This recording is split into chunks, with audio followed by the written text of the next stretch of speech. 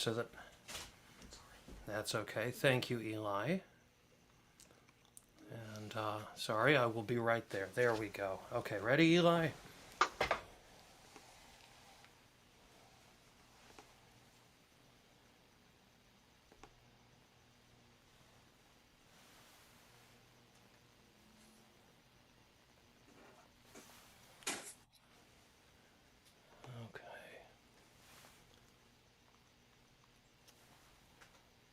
So let's join with the cantor in reciting the bracha. Baruch atah Adonai, Eloheinu melech haolam, asher kiddushanu b'mitzvotav, v'tzivanu להדליק נר של Shabbat.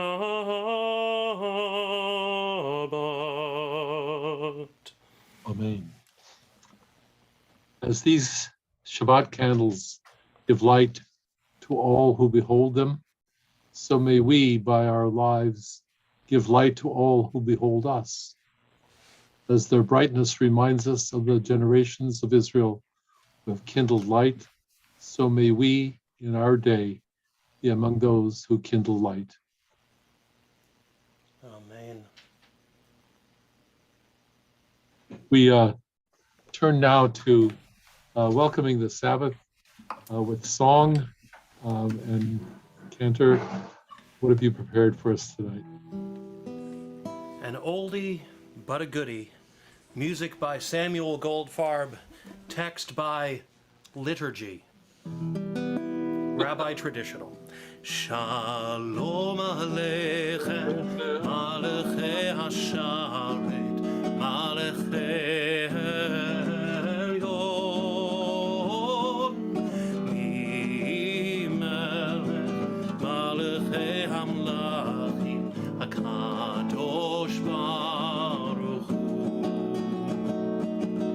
Boechem L'Shalom, Malachei Hashalom. Okay, I have it on Zoom with no picture because I can't.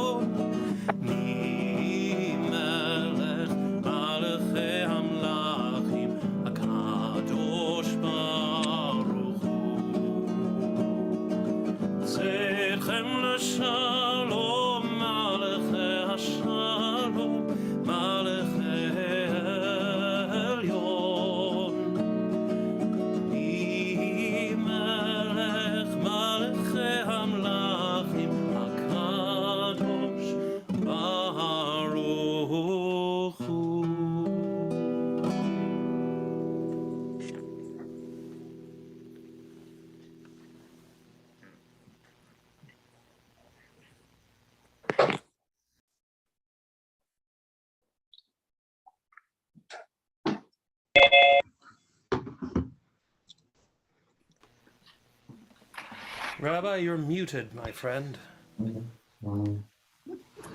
Yes.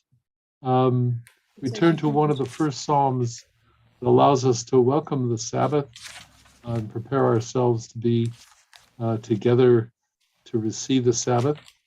Cantor, what Psalm is that? We are going to turn to Psalm 96, but we're going to do a little bit of a different version than we normally do. We will pick it up with the words, "Let the heavens be glad, let the earth rejoice, let the sea roar, and all that fills it. Yismechu hashamayim." Yismechu hashamayim. Yismechu hashamayim. Yismechu hashamayim. V'tagel haaretz.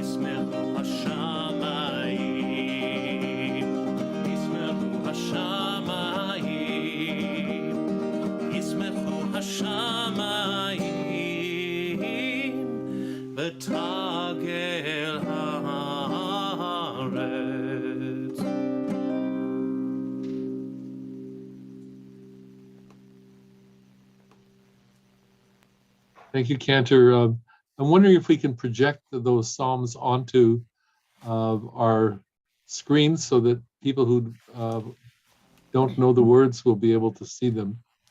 Well, next time, yes. And I can try to put some words into the chat as well for the next one here. Okay. I don't have all of them, but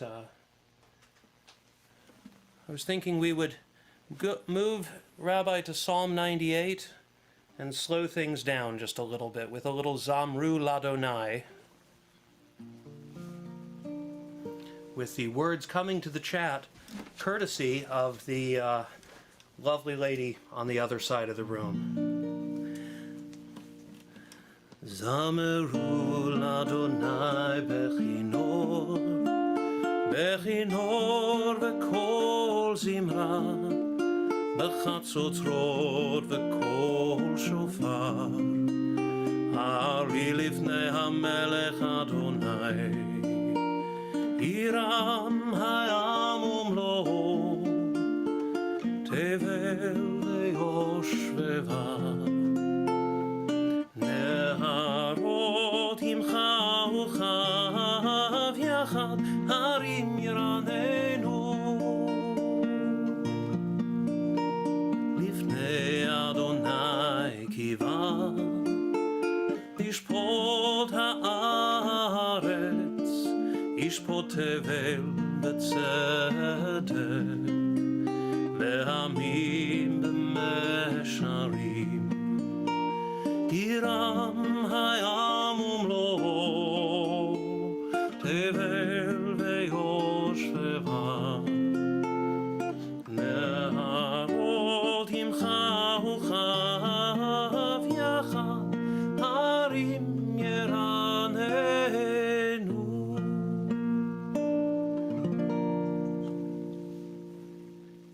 Beautiful. I don't think I've ever heard that version.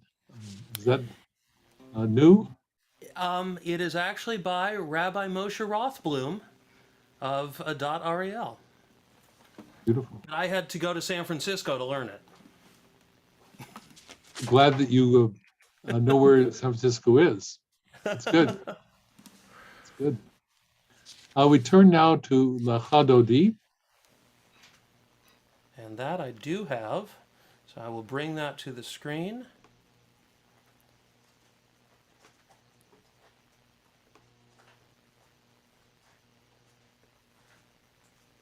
Okay. And we will be doing verses, let's say 1, 2, 5, and 9 tonight.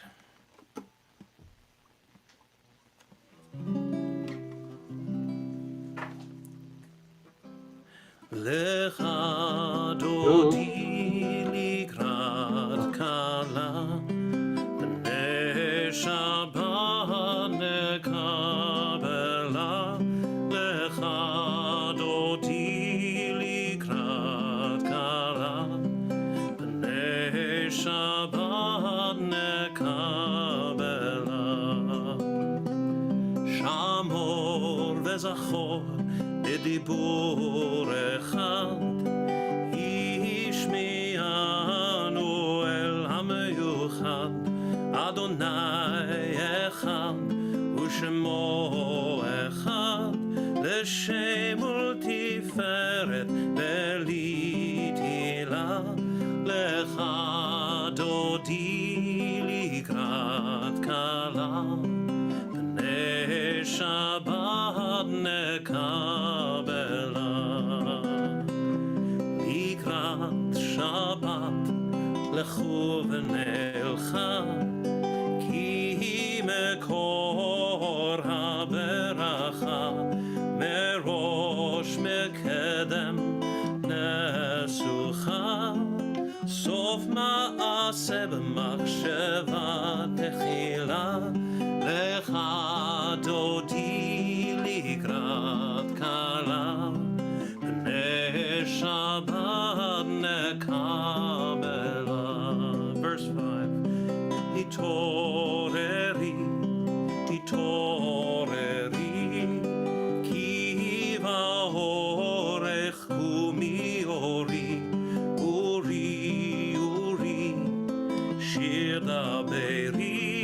כבוד אדוני עלייך נגלה לך דודי לקראת כלה שבת נקבלה. If you are so able, we rise to greet the Sabbath bride. אוהיב שלום עטרת בעלה גם בשמחה ובצהלה תוך אמונה עם סגולה בואי חלה בואי חלה לך דודי לקראת כלה שבת נקבלה לך דודי לקראת כלה בני שבת נקבלה.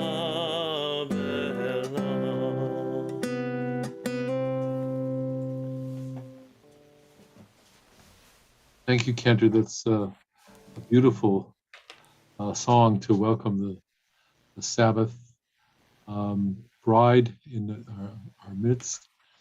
I think one of the things that has been conspicuously absent in our lives is a sense of presence. I do look forward to the next discussion we will have about when will we be able to come together in person to celebrate the Sabbath and be able to be in each other's presence. It's the presence of our fellow Jews and friends that gives us a very important intimation of the presence of the divine in our lives. And so we look forward to that time. Of course, we're going to see what are the implications for this Super Bowl weekend. Hopefully there will be no surge.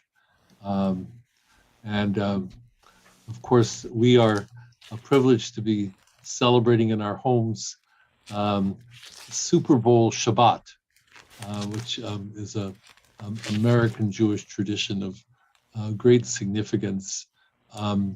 We have arrayed the cheese and the chips and the dips, and we're getting ready for the presence of football. I don't know if you've seen the traffic today. There must be a lot of people, refugees from Cincinnati, who've come to find out what really beautiful weather is. It's February, right? And we're in the 80s. I love it. We're going to have one more song that will lead us then to the Baruch Hu after the Khatsikaddish. So we will go to Psalm 92, to the last few lines of it. It says, Tzadik Katamar. Tzadik Katamar Yivrach Keres Balvanon Yizke Shetuli Bevet Adonai Bechatzrot Eloheinu Yavrichu Od Yenun B'Sera Deshenim Verananim Iyu Lehagid Ki Yashar Adonai Tzuri Velo Avlatabo.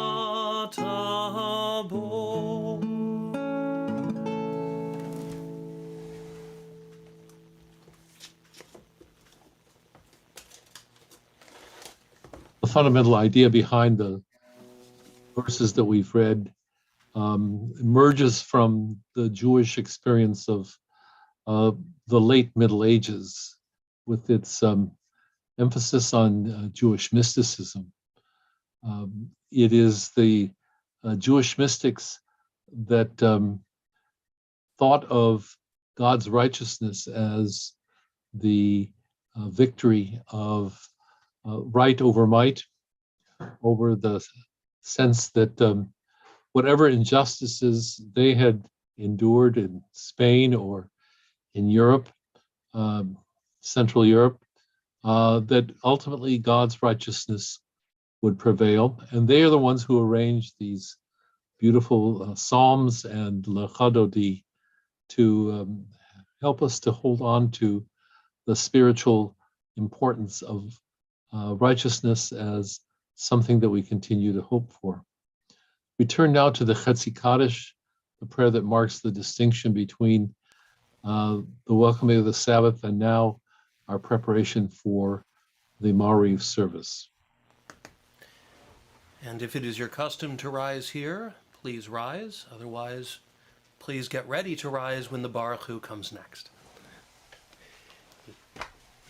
Yitgadal v'yitgadash Rabbi, Be'elma divrei achirotev yamlich machutei, b'chayechon uvyomechon, uv'chayei d'chol Beit Yisrael. Bagala, bagala, uvizman karib, ve'emeru amen. Yehesh merabba mevarach, le'allam ul'al me'almaya yitbarach. Yitbarach, v'yishtabach, v'yitbar, v'yitroma, v'yitnaseh, v'yithadar, v'yithale, v'yithalal, shemed kodesh abrichu, le'elam min kol birchata v'shirata, tushbechata v'nechemata, damiran be'alma, ve'imeru, amen.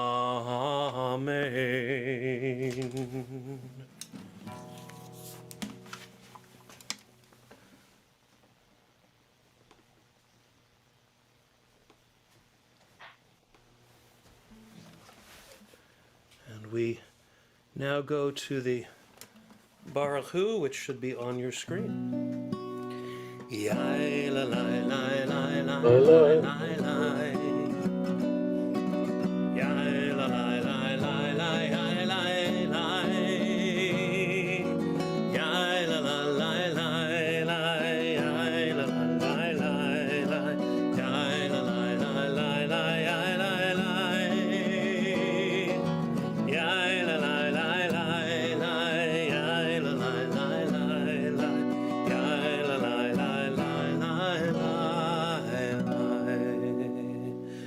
Baruch Hu et Adonai Hamevorach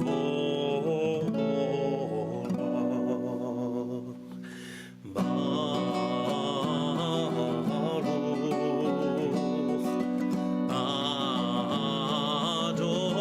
Adonai Hamevorach Hamevorach Le'olam va'ed Hamevorach Hamevorach Le'olam va'ed.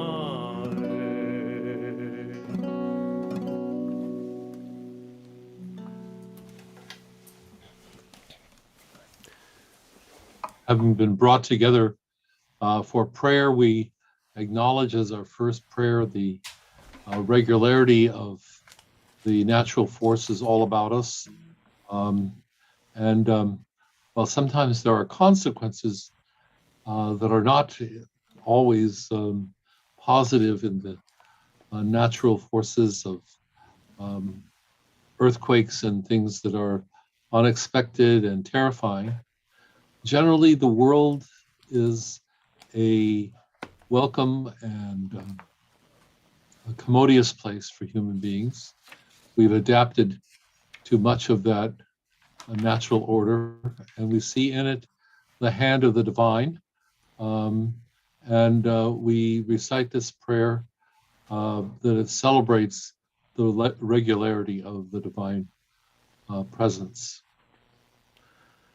Baruch atah Adonai Eloheinu melech haolam asher bidvaro ma'ariv aravim v'chokhma poteach she'arim u'vitvuna meshane itim u'machalif et hazmanim u'misader et hakochavim v'mishmerotehem barakia kirtzono borei yom v'layla golel or mipnei choshech v'choshech mipnei or u'ma'avir yom u'mevi layla u'ma'avdil ben yom u'ven layla Adonai tzevaot shemo El Chai v'Kayam, Tamid Yimloch Aleinu Leolam Va'ed, Baruch Atah Adonai, Amari V'Aravim. And we move now to the second indication of the divine, the presence of love, a love that grows out of a sense of the spiritual order that we find in the Torah and the teachings of the Torah that create for us our spiritual home, Ahavat Olam.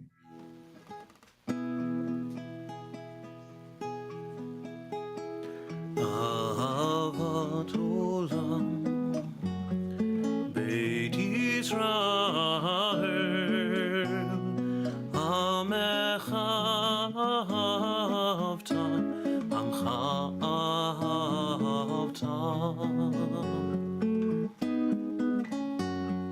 Torah u'mitzvot, chukim u'mishpatim,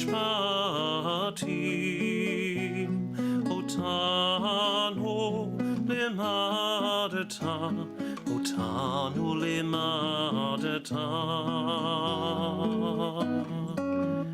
Al ken Adonai Eloheinu b'shochbenu u'v'kumenu nasiach b'chukecha v'nismach b'divrei Toratecha u'v'mitzvotecha le'olam va'ed ki hem chayenu ve'orech yameinu u'vahem Nagay yomam v'layla, nagay yomam v'layla,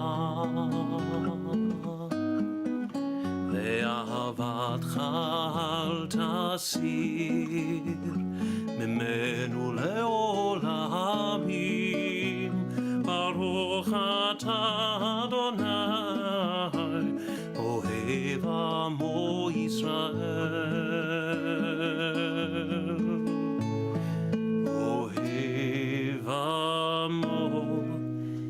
Israel.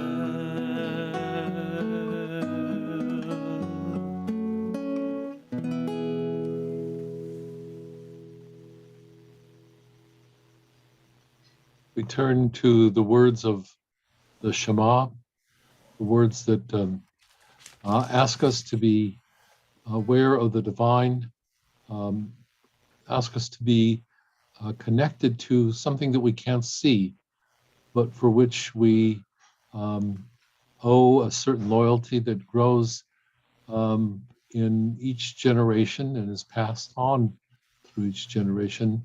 The search for the Yisroel Mensch. How do we become people who are aware of the divine, who wrestle and struggle, who are skeptical and hopeful, all at the same time as we recite the Shema? You can rise or sit, whichever is your custom.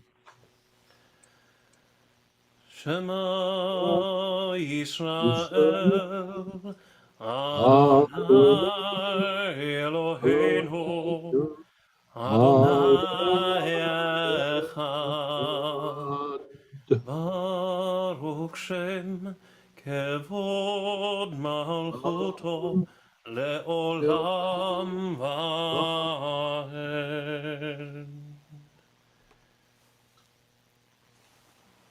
We chanting. בכל לבבך ובכל נפשך ובכל מאודיך והיו הדברים האלה אשר אנוכי מצווך היום על לבביך ושיננתם לבניך, ודיברת בם, בשבתך בביתך, ובלכתך בדרך, ובשוכבך ובקומך, וקשרתם להות על ידיך, והיו לטוטפות בין עיניך, וכתבתם על מזוזות ביתך ובשעריך. למען תזכרו ועשיתם את כל מצוותי, והייתם קדושים לאלוהיכם. אני אדוני אלוהיכם, אשר הוצאתי אתכם מארץ מצרים, להיות לכם לאלוהים. אני אדוני אלוהיכם, אדוני אלוהיכם אמת.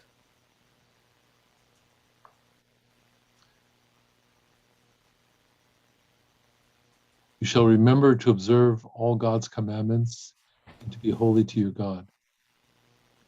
I am Adonai, your God, who brought you out of the land of Egypt to be your God. I am Adonai, your God. Adonai Elohechem Emet.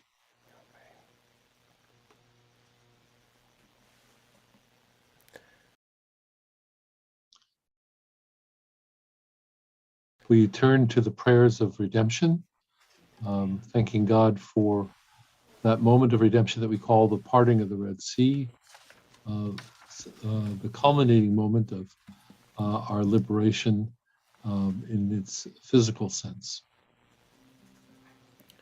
And the slide from Michamocha has gotten lost, perhaps when the sea came back together. So I will impose upon my beloved partner to put it in the chat. Coming to you soon.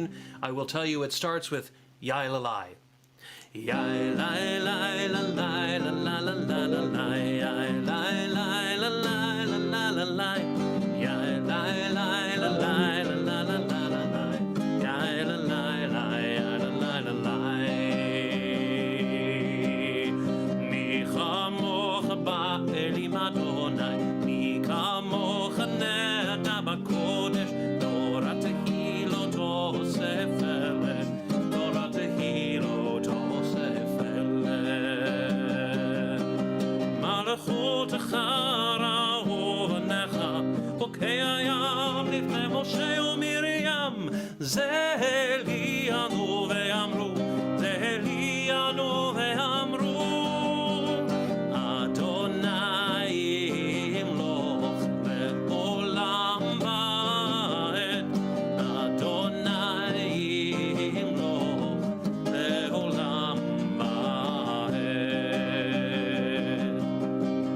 נאמר יפדה אדוני את יעקב וגלו מיד חזק ממנו ברוך אתה אדוני גאל ישראל.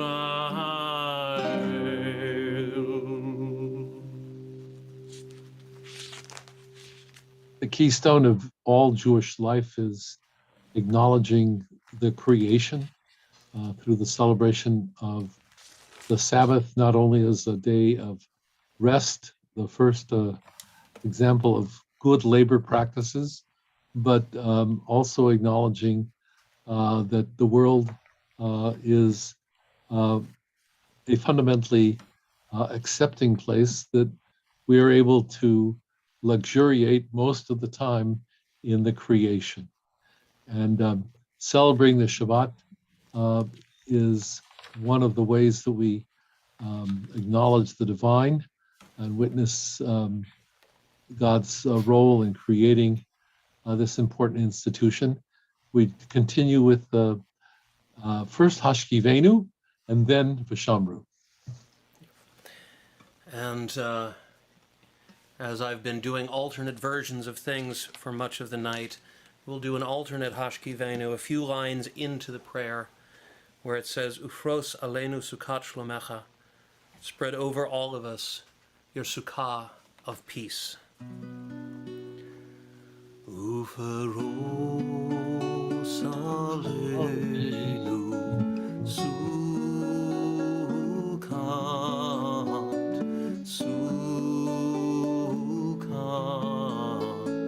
shlomecha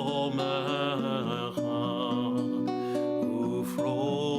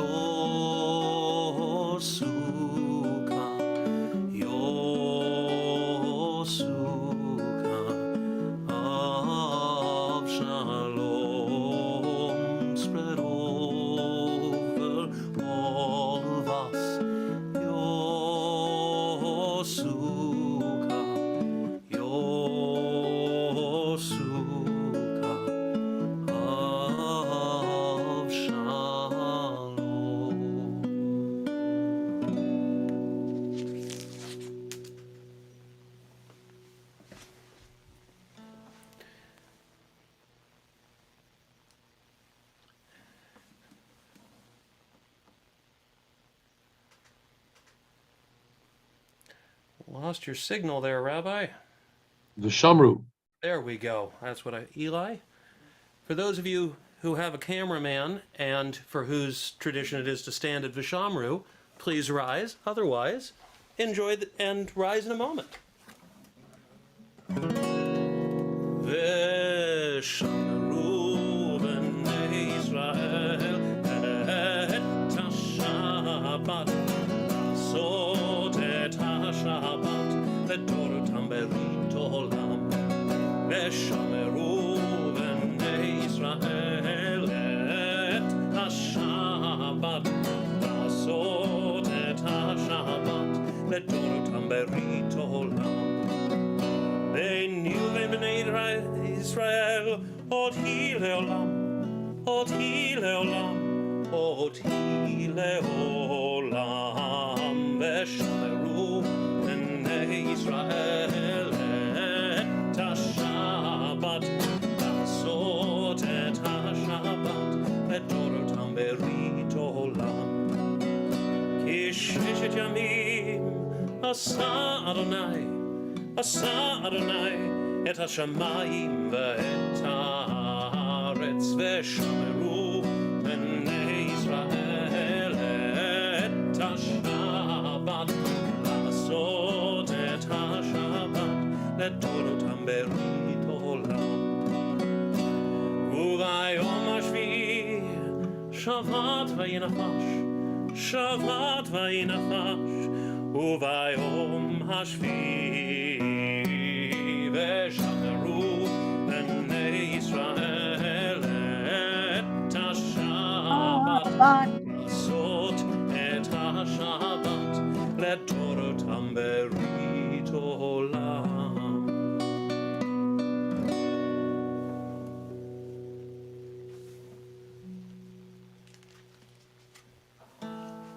This time, I'd like to invite everybody, if they would remain standing, actually, to join us for the Amidah, as the cantor leads us in our prayers that begin with vocal presence of connecting us to our family, the family of Abraham, Isaac, and Jacob, Sarah, Rebecca, Rachel, and Leah. I would add Hagar, and that we also note the importance of holiness as one of the motivating ideas of being a part of this family, the idea that life has the potential to be enriched and lifted up to a greater purpose, and the prayers that remind us of the Sabbath, and finally, the prayers that allow us to express the idea of gratitude, which is the spiritual posture of the Jewish people. The word Jew in Hebrew comes from the word to give thanks and is the fundamental posture of all prayer. So join with the cantor. And if you prefer to sit, that's fine, but the custom is to rise. Adonai, Sephatai tiftach ufi agid tehilatecha. Eternal God, open up my lips, that my mouth may declare your praise. Baruch atah Adonai, Eloheinu v'Elohei avotenu v'imotenu, Elohei Avraham, Elohei Yitzchak, Elohei Yaakov, Elohei Sarah, Elohei Rivka, Elohei Rachel, v'Elohei Leah, Ha'el Hagadol, Hagibor v'Hanora, El Elyon Gomer Chasadim Tovim, V'Konei HaKol, V'Zocher Hasdei Avot v'Imahot, U'Mevi Geola Livnei V'neihem, L'man Shemo Be'ahava, Melech Ozer u'Moshia u'Magen, Baruch atah Adonai, Magen Avraham ve'Ezrat Sarah. Atah gibor le'olam Adonai, Mechaye hakol atah, Rav lehoshia, Mashiv haruach u'Merid haGashem, Mechalkel chaim bechesed, Mechaye hakol berachamim rabim, Somech noflim ve'rofeh cholim, ומתיר אסורים, ומקיים אמונתו לשני עפר, מי כמוך בעל גבורות, ומידו מלך, מלך ממיד ומחיה, ומצמיח ישועה, ונאמנת על החיות הכל, ברוך אתה אדוני, בחיי הכל. אתה קדוש ושמך קדוש וקדושים בכל יום, יהללוך סלע, ברוך אתה אדוני, האל הקדוש.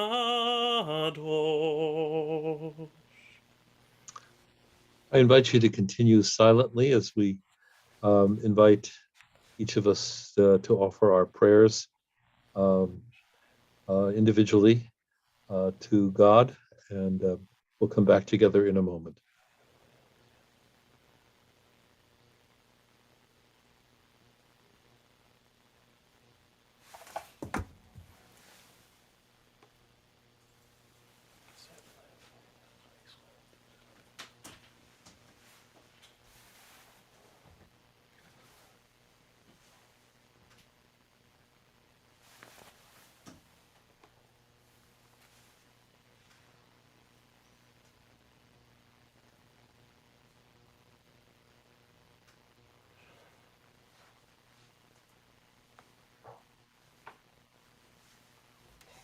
I invite you to join with the cantor as he sings the prayers for peace.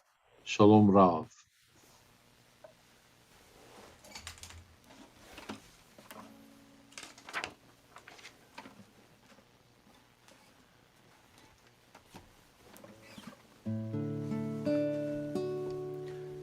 Shalom Rav al Yisrael amcha, tasim le'olam.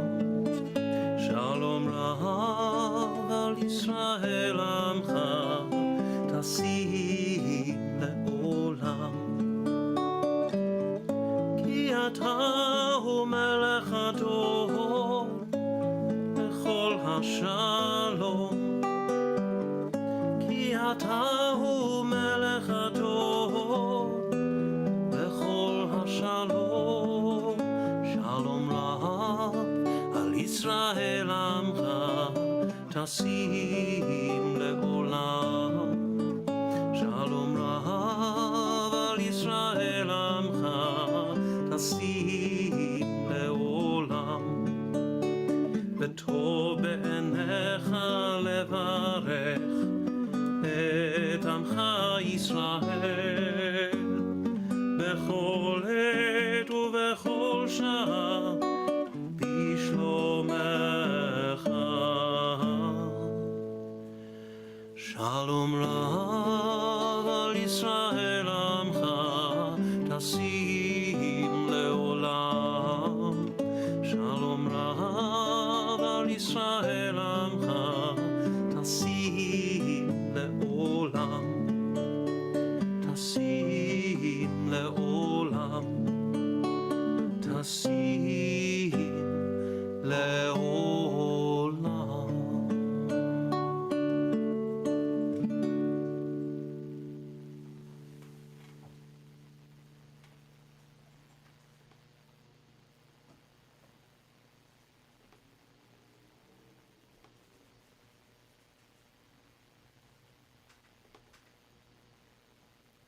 I think you're still muted, Rabbi.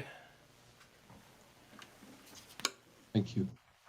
I wanted to address one of the contemporary issues that we're facing today. It is something that has been discussed a bit in the press, and I have been following it partly because I think it is occasionally significant to pay some attention to what is going on in our public culture.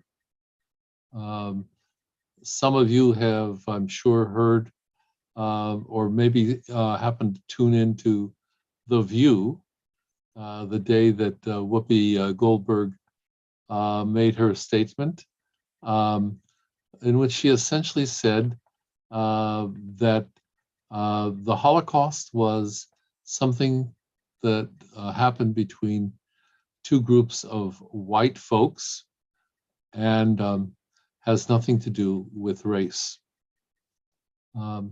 Remember that the conversation that Whoopi was referring to that was being discussed was one in which she was focusing on the report from a Tennessee school district about deciding to take the book Mouse off the reading list. The Mouse is, as some of you may remember, a story that tells of the incarceration of the author's parents in Auschwitz. And it portrays in a cartoon fashion the story of what happened in Auschwitz. I hope everyone has actually bought the 2-3 volumes of Mouse, because I think it's a very significant book. The objection was that there were scenes of naked bodies. Of course, these were naked mice, you must understand. And this caused quite a stir in the Tennessee school district, and they banned the book. And it was in this context that the remarks of Whoopi Goldberg came to the fore. And I think it's important to say a few things that are at least a framework for us to appreciate what she has said. One, she is an African American, as all of us know, very talented. She is not a public intellectual. And I think that sometimes now we have impugned upon actors and people the possibility that they are both a public intellectual and an entertainer. I don't think that Whoopi Goldberg is an intellectual. I also do not believe that she's a person that had any malice. She was speaking from her experience about the construct that we call race. And I think it's important for us as Jews to understand that the word race has a history. It is not something that has always been with us. And it is a word that initially in Europe denoted a synonym for nation. So in Europe, until the 18th century, note that that's about 2.5 centuries ago, the word race meant a person was a member of a certain nation. The Italian race meant the Italian nation. The French race meant the French nation. Beginning in the 19th century, in Europe, the notion of race, and some scholars would actually argue that this is a concept that goes back actually not in the 19th century, but to concepts that grew out of the Spanish Inquisition with the notion of pure blood.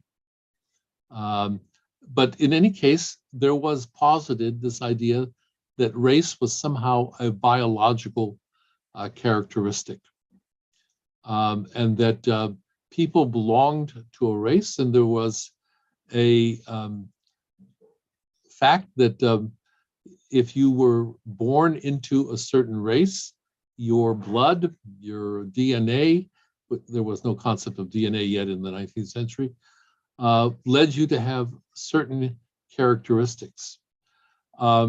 This was actually in response to the fact that quite a number of people had converted to Christianity, not only Jews, but in Africa, large numbers of African Americans had converted to Christianity. But what grew up was the idea that their conversion was actually not sincere, because after all, they were of the Jewish race or the Black race. And this was a biological determination that no amount of baptismal water could change. In contrast, here we have the notion of race in America, which has been a concept that is quite different and has more to do with the color of one's skin. And in this part of the Western world and in America, this was mostly an issue that dealt with the question of Black people versus white people. But this is a concept also that is a social construction. And sociologists are usually able to talk about the idea of how people become white in America. Originally, the Irish were considered Black when they came to America. Jews were considered Black, and they whitened with time.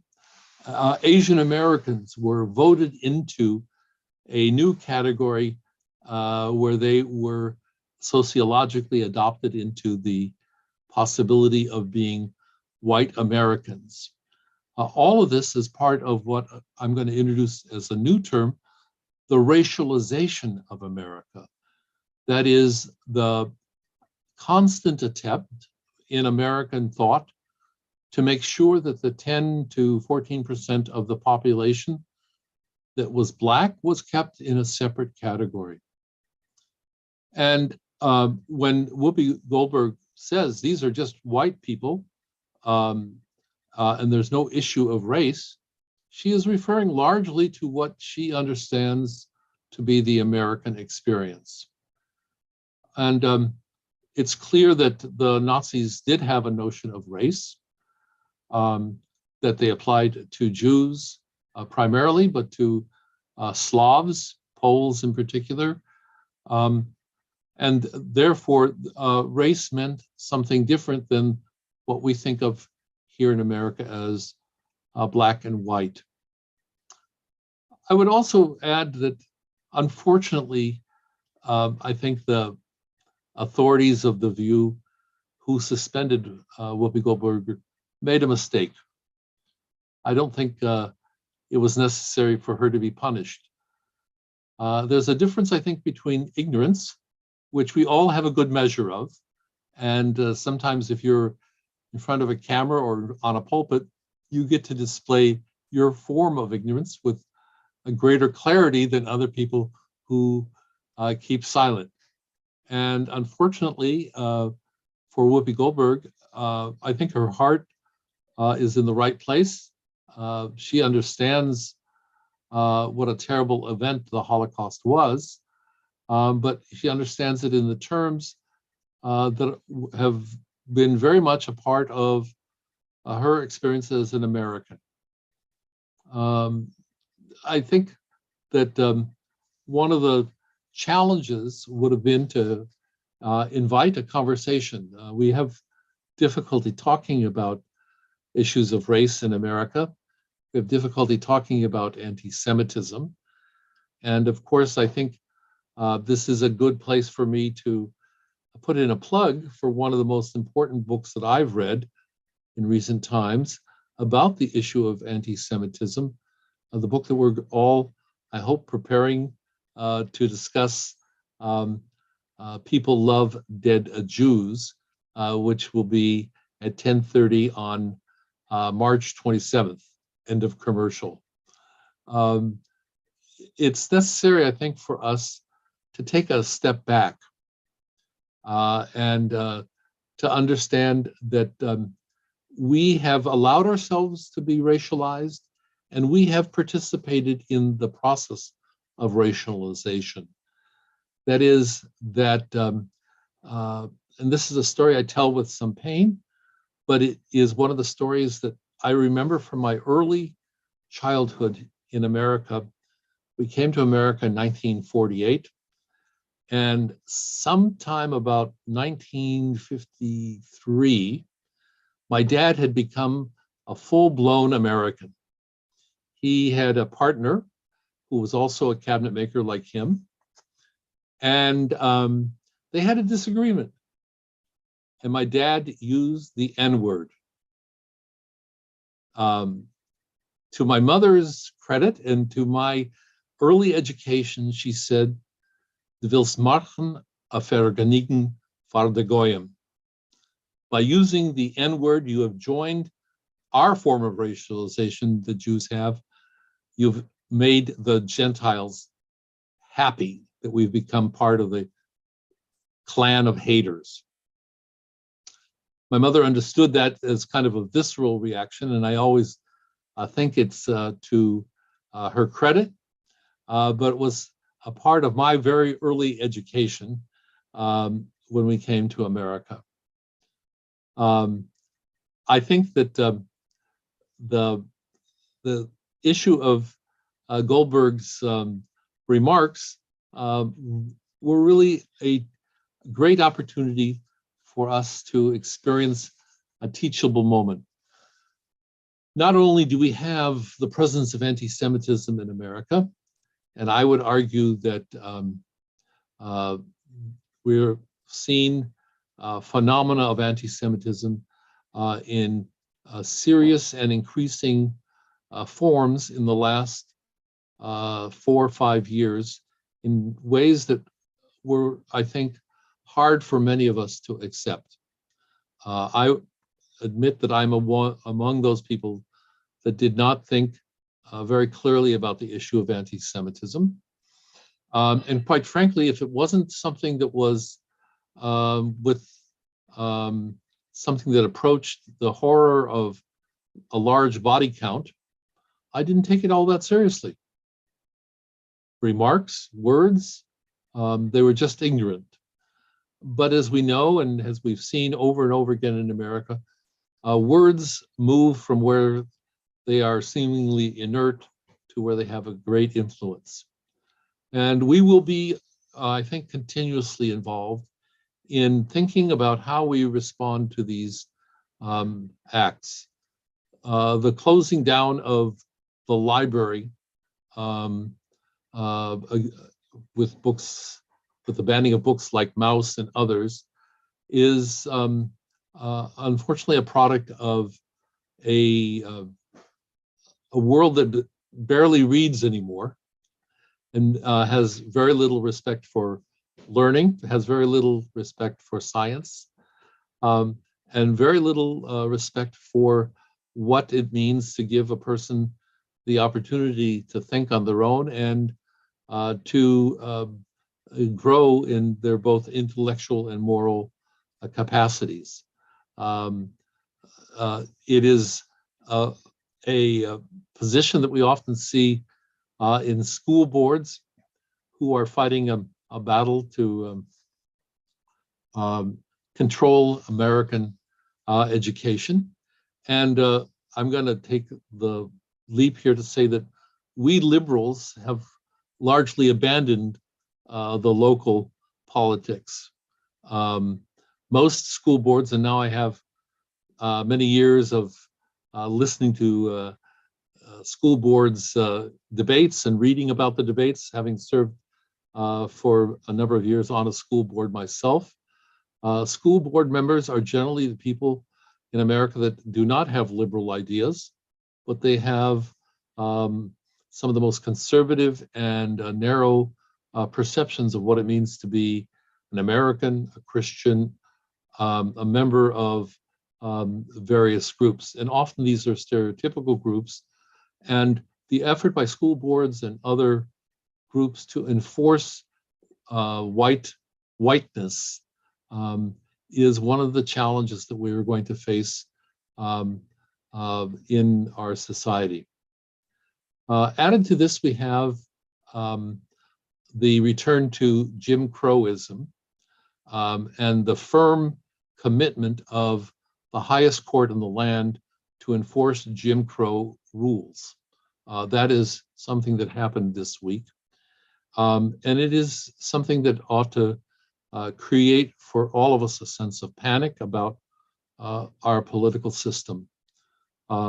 So yes, we need to pay attention to anti-Semitism, but it also has other forms, and there's no need to universalize and claim that all forms of anti-Black expression or anti-Semitism are the same. No, they need to be discussed in their own unique features, but they need the important sense that we're willing to discuss. And in our society, that ability to talk across lines, to be curious about people that are similar to us, different to us, has been greatly diminished. And I think it undermines our political capacity. I think it's important to conclude with some thoughts from Timothy Snyder, my candidate for the intellectual saint of the past decade. There are a number of talks that he has given. When he reminds us that the contrast that we face, the challenge that we face is to answer the question, what will freedom mean in a world that is far more complex, far more diverse, and less capable of galvanizing human beings? The responsibility for freedom and what freedom means has a number of different interpretations. And I think we're going to be having to discuss that in lots of different forums. While I realize this is in some ways a political speech, I'm going to stop here, and maybe we could spend just 5 or 10 minutes if there's some talk back or some remarks that other people would like to make about this issue. I know I've covered quite a bit of ground, but if people would like to say something, the floor is open. The mics are open. Andrea, on mic, please. Unmute, I mean. No, okay. Thank you, Haim. That was wonderful. It was great.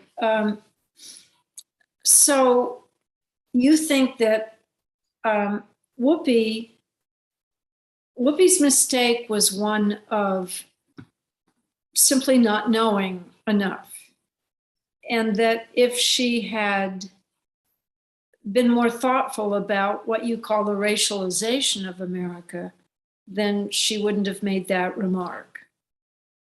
But that she just wasn't sort of in the know and was speaking out of her understanding of Jewishness as a kind of whiteness, which historically it has been, yeah, through this process of racialization, where the Irish became white finally, and Jews became white finally.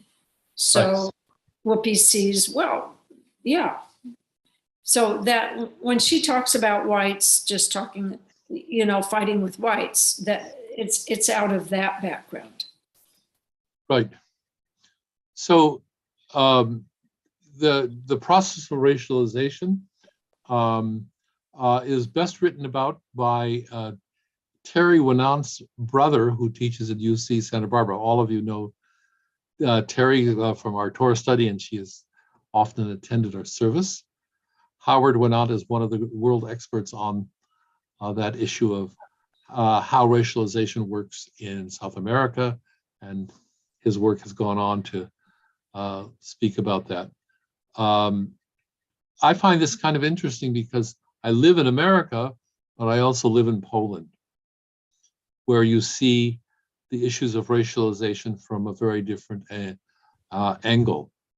And the process of racialization is largely a manipulation in the hands of politicians. By the way, I do not think that politicians should get a pass on this. They need to be aware, and we need to call them on their mistakes, as opposed to an entertainer who I don't think took a class in the history of European history. Right. But, you know, by contrast, there are many holes in each and one of our educations, and most of us are fairly well educated. So I don't expect her as an entertainer to have studied the emergence of racial theory in the 19th century German and European discourse. It's just not part of, you know, and I had to chuckle a little bit, you know, right away. The Simon Wiesenthal Center was jumping in to save the day. If you come to the Museum of Tolerance, you will understand these issues. That's a little bit of chutzpah. But given the fact that we've taken the step of, in I think all the states of America, to teach something about the Holocaust, I think everybody needs to appreciate that that is a very complex activity. The Holocaust has in some ways become a stand-in for not talking about race issues in America. Interesting. Judith, then Karen.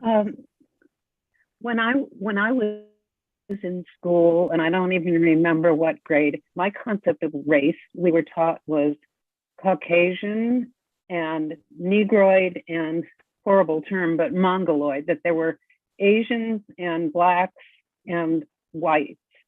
And there was never, I never thought of it in terms of politics, and there was never any connection to the Holocaust. And I'm just wondering what other people learned when they were in school, because most of you are younger than I am. But that was my concept of race, and I never thought of it in the political aspect. But Right, and that was part of a very concerted effort by German Jews who came to America. Excuse me, well-meaning liberals who succeeded in putting that into the curriculum. The founders of the teaching of anthropology misled all of us who are over the age, I guess, of, well, what did I say, 40? We learned the same things. And there is no such thing as Mongoloid, Negroid, and white. Those are not biological things. Those are political or constructs. Caucasian. They're political constructs. Karen, you were going to say something. Just that it's a power construct too. The racialization, and now it's sort of moving in the other direction of, but the Jews have experienced this as well, which was what I wanted to point out, is you say, yeah, I'm a Jew, and that's my race. And, you know, I'm proud of it. And, but the word wasn't Jew, it was Hebrew. And I've seen a couple of sets of immigration papers from two Eastern European Jews, one from Poland and one from Russia. And when they immigrated here, and in the space where it said to put your race, they put Hebrew. And this was in the 1920s and 30s. And I suspect that this had to do with Zionism, that you were identifying in a particular way. And it was a way of differentiating yourself to take back some power, is my feeling. So just wanted to throw that in there, that it's not always an anti thing. It can be a pro thing as well. Right, I would add one sentence. From Poland east, Jews were registered, and still are to this day, in at least Russia and Hungary and so forth. They're registered as nation Jewish. They're not seen as Russian Jews or Polish Jews or Hungarian Jews. They're seen as Jews living in Hungary, Poland, etc. And so there is a confusion, especially in Eastern Europe. And it was really the case that most Jews that came from Eastern Europe also understood it that way.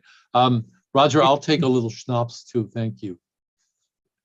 Thank you for clarifying that. I didn't know that the equal sign between race and nation.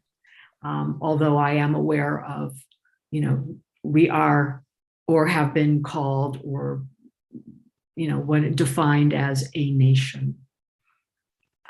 By the way, we have also assimilated.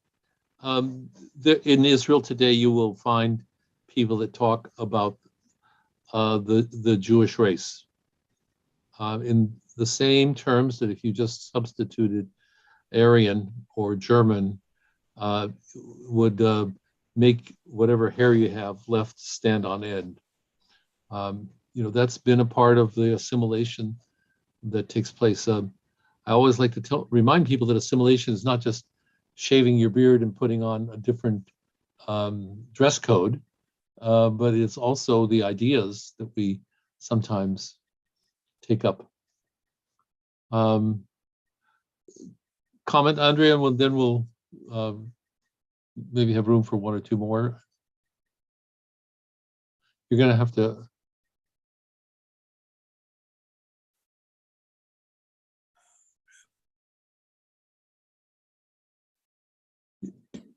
Rabbi, go ahead. I'm sorry, Andrea, go ahead.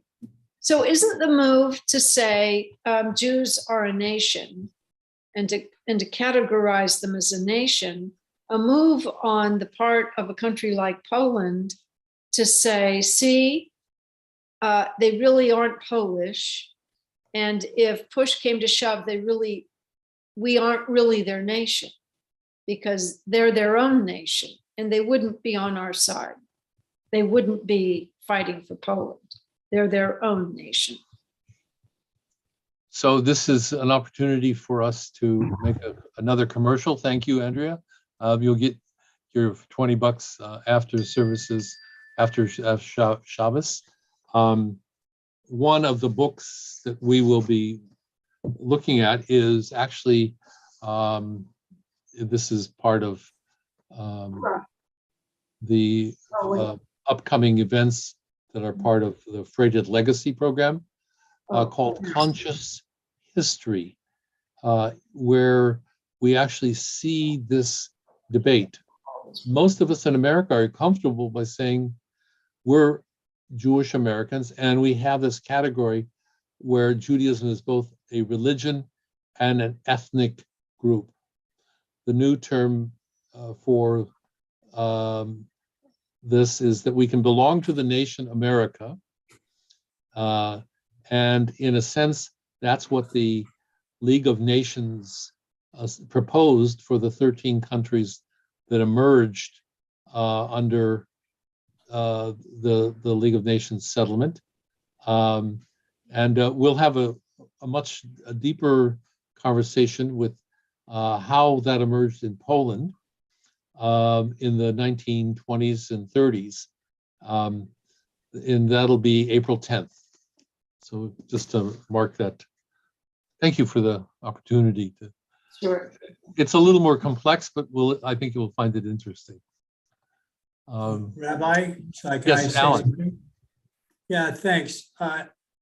I've long been a fan of Whoopi Goldberg's, but I view her, her comment could be considered anti-Semitic, and I fear in part that it is. And to say it was made out of ignorance, I think most anti-Semitic things are made out of ignorance. unwittingly, I think a lot of racial, anti-Black statements are made out of ignorance. That's right.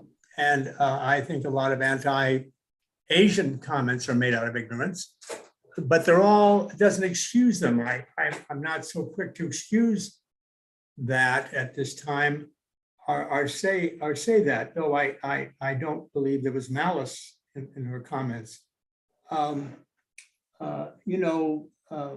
ignorance of the horror of the Holocaust and her ignorance of how it affects the Jewish community and historically, and her ignorance of what, if you were 1/3 Jewish, as I understand it, or if you were 1/5 Jewish, you were bound for the camps. So I don't believe her ignorance is an excuse. It's any more than I could speak and comment. I mean, I'm hesitant to ever comment about the Black experience in the 40s and 50s as if I lived it. I have to be sensitive to it. And I think she should have been mindful of the sensitivity of what she was addressing. That's my only thought on the subject. Thank you.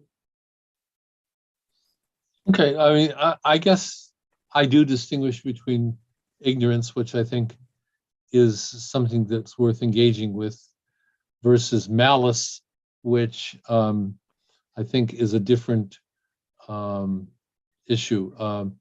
And since I think we are all painfully aware of our own limitations because of our ignorance, we sort of have to engage with people. I think that taking her off for 2 weeks was a mistake. I think that if there had been a series of conversations, I think when people say something ignorant, if it's a politician, I'm more worried about that. If it's a entertainer, I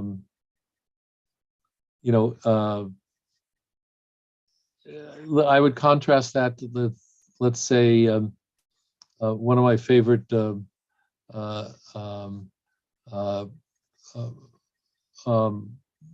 actors who's, I think, full of malice, and that's Gibson,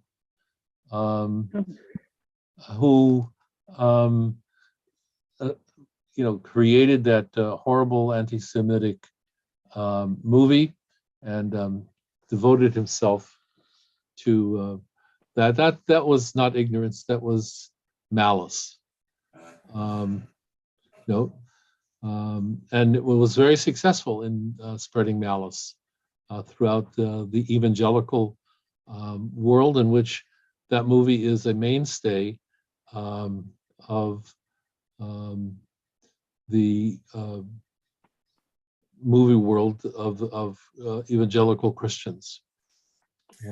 I somehow, for age is not letting me remember the name of the movie. I think it's Passion of Christ. The Passion of the Christ. Yeah. Thank you. I have no comment whether she should have been given a leave of absence. I don't consider that way one way or the other, whether that's appropriate or not. I'm in no position to even comment on that. But people who gain the benefit of fame and following and many benefits, I think, come with it a responsibility and maybe responsibility to think before they speak. They get the benefits of great fame and the fortune that follows, and I think that does come with a responsibility. That's whether she should have been maybe even to hold just a conference on The View the next day or 2 days later or whatever, have some other people talk. A lot of things could have been done. I'm not saying she should have been suspended. I don't necessarily think that was warranted either. I agree with you on that. So anyhow, that's my thought on it. Two brief remarks, and we're going to go back to concluding our service. Roger, and then Karen. You're going to have to do something with your microphone. You're muted, feel like- Roger.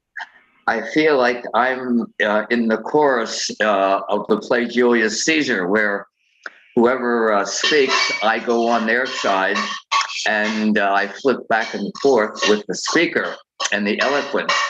I was totally in agreement with Haim until Alan spoke, and then I was in agreement with him, and then Haim spoke again.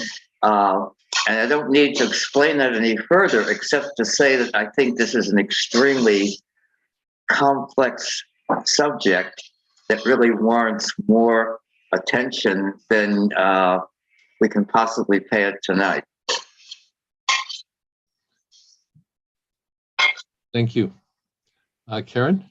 Just to say something kind of serious, kind of unserious, but or ironic, which is Whoopi's name is an assumed name. I read the name that she was given at birth, and I don't remember what it is, but Goldberg it is not. And it's so interesting that she should assume that name, at a much earlier time in her life. And was it an act of assimilation? What was it? What was her thought process? Was it about being a comedian? And there were a lot of Jews who were comedians. What is it? It raises that curiosity for me. That's all. Thank you all for your participation and for your willingness to listen. Thank you all. I hope this maybe leads you towards wanting to do a little more reading. And I'm happy to share. I have about a half a dozen substantial articles. I'll put them out for people to read. I'm always encouraging people to read a little bit. And of course, we have the book by Dara Horn, which will come back to some of these issues in a slightly different fashion. Thank you, Carmen. Thank you. Thank you. We're going to turn to Ms. Berach now. And if there are people who would like to share with us the names of people who are of concern, their health, perhaps you'll just use the chat so that we can collect their names. If you would just add their name, we'll read it out loud after the cantors had a chance to sing the first half of the prayer for people who are ill.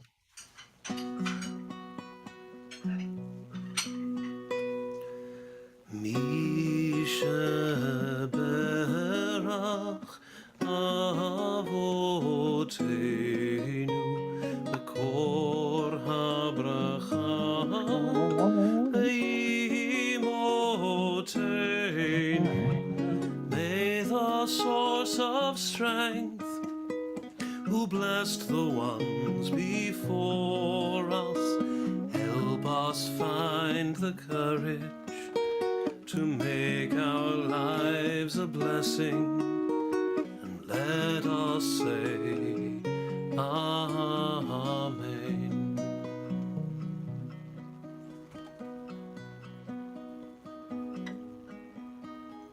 We share the names of Michael Hyman, Michael Goslow, John Stry, David Tharp,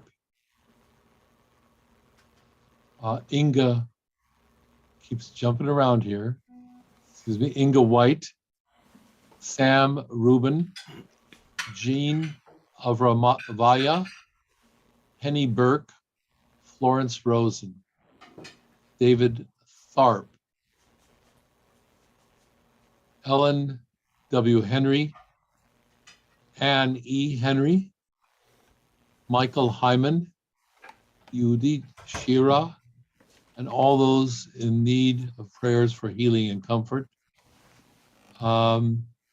Susan Joyce, Julian Smith, Izzy and Jane, Rachel, Karen H., Annabelle, Maria Shahagun, all those suffering from COVID and long COVID. If I've missed anybody, please unmute and share. Polly?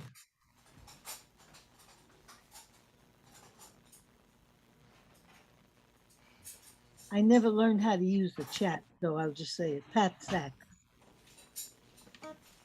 Say again, please. Pat Sachs, my Thank sister. you. Thank you.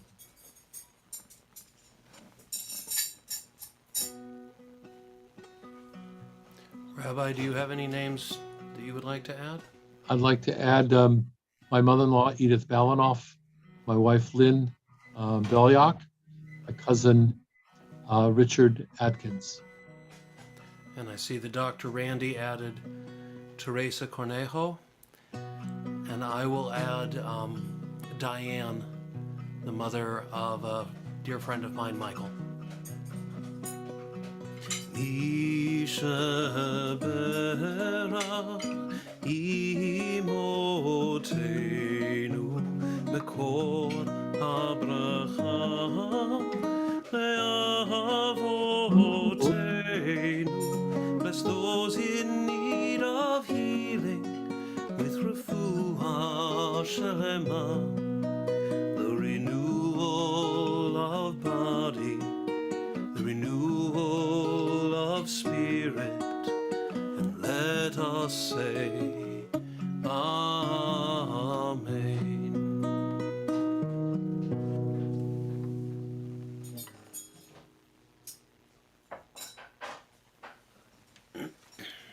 Thank you. We're going to recite the Aleinu, and we invite everybody to rise for the Aleinu at this time.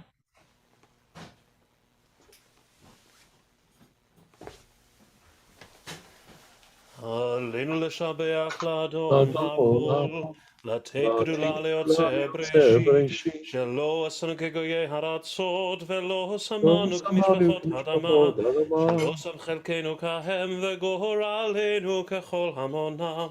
ואנחנו קוראים ומשתחווים ומודים לפני מלך מלכי המלכים, הקדוש ברוך הוא. ונאמר והיה אדוני למלך על כל הארץ, ביום ההוא יהיה אדוני אחד, ושמו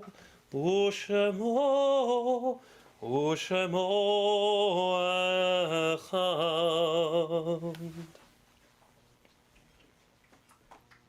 It's our custom to recite Kaddish at this time. And I'd like to invite people to share the names of people they're reciting Kaddish for. I'll just call on you. If there is somebody, please tell us the name of the person. Polly, your sister. I don't have to wait a year to do that? No, you can do it now. Yeah. Diane Warco. Thank you. Thank you. Sue and Joel. Randy.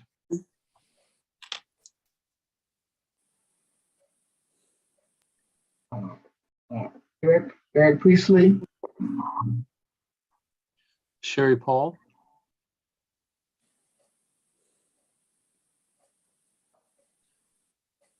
Andrea White. What happened to Sherry? Denise. My mother, Lorraine Goldberg Blue. Thank you. Alan. Roger and Mitzi. Florine Rosen. Thank you. Karen. Is that for the Kaddish? Did Yes, Florine die? For the Kaddish. Florine is ill. I kept thinking that we should bear up. Thank you. You're on mic, Roger. I mistakenly said Florine's name. Forgive me. Okay. Judith Raphael. Eric Weintraub. Claudia. Donna Cantor. I was just going to say Bella Desser and Abe Berman. Those are the two names of friends that I've lost. Thank you. Charlotte Hyman. Eli, I think you're not Cantor Henry. Yes, work contact Chris Huvane, who was actually almost exactly my age and suffered from severe depression and took his own life over the weekend. I'd like to mention Abe Berman and also Albert Kaplan.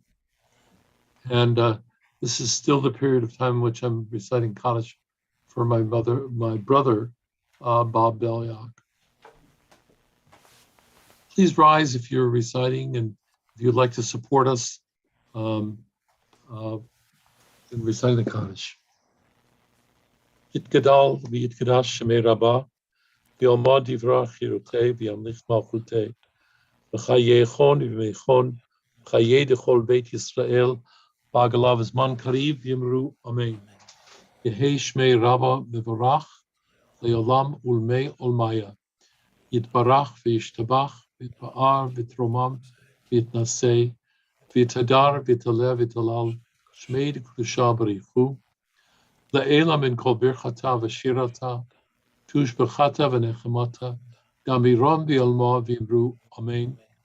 Yehei shlomo Rabbah min shamaya, v'chayim aleinu v'al kol Yisrael, v'yimru amen. Osei shalom b'mromav, hu yasei shalom, aleinu v'al kol Yisrael, v'yimru amen. May the one who makes peace in the heavens make peace for all who mourn, and let us say amen. Amen. Before we conclude with announcements and a song, I just would like to note that we are looking forward to Purim already, and we're hoping that there will be opportunities for us to participate. The theme is not to be announced, but you'll love it. So get ready. I've been given a little bit of instruction, and what you need to do is prepare to enjoy our time together. Purim is a wonderful festival and a great time for us to just relax and enjoy the story. Karen, do you have announcements that you want to share? The only thing really that you Rabbi have already preempted, although thank goodness, the March 27th, which I will be sending you announcements on in the future. And this coming Saturday, well, not this coming, a week from tomorrow, I should say, will be Torah study, 10:30 in the morning, and you will be getting an announcement about that. That's all I got. February 27th, this book, Ghost Citizens, which is a book that I think Donna knows well. It's the story of Jews who came back to the city of Radom, an industrial city in the south of Poland. We'll have the scholar who's written this and a discussion with David Kadar. David is, he pronounces it actually Kader. David's family is from Radom, and he is a member of our board of directors for Friends of Jewish Renewal, will be one of the discussants. And there's very little in the way of real historical research that has been done about how people that came back from the camps and so forth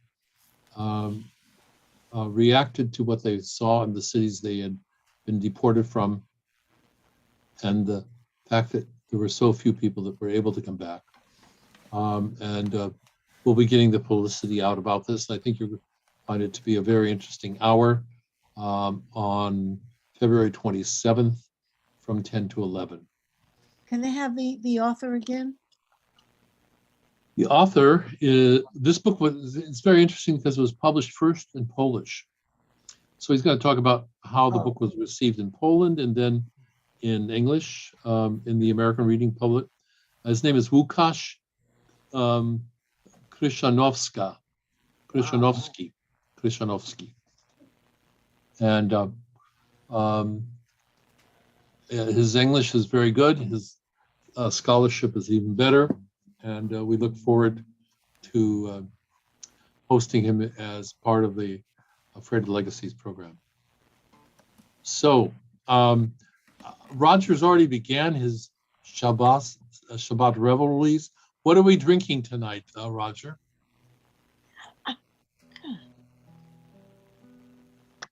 Maker's Mark Bourbon. Oh, Good. Good. L'chaim. L'chaim, I welcome everybody to join me. Okay. What's your address again? water. We're coming. Haim. Cantor, will you sing us out, please? And we I wish will everybody indeed. a Shabbat Shalom. I wish that I had known that we were going to start drinking, and then I would have whipped up the lyrics to "What Shall We Do with a Drunken Rabbi?" But instead, we would end with the end of Adon Olam, the last verse as put to music by the incomparable Craig Taubman. Be'ado kiruchi, be'tishan ve'ahira, be'imruchi geviati, Adonai li ve'lo ira, be'imruchi geviati, Adonai li ve'lo ira. My soul I give to you, my spirit in your care. Draw me near, I shall not fear. Hold me in your hand. Draw me near, I shall not fear. Safely in your hand. Be'ado av kivruchi, be'tishan ve'ahira, be'imruchi gaviati, Adonai li ve'lo ira.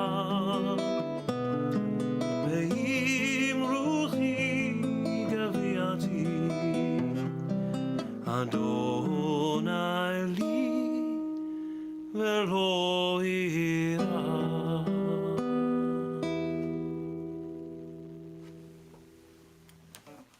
Shabbat Shalom, my friends. Thank you. Shabbat Shalom, everyone. Shabbat Shalom. Shabbat Shalom. Beautiful. Thank you Shabbat so Shalom, much. everybody. Shabbat Shalom. Shabbat shalom, everyone.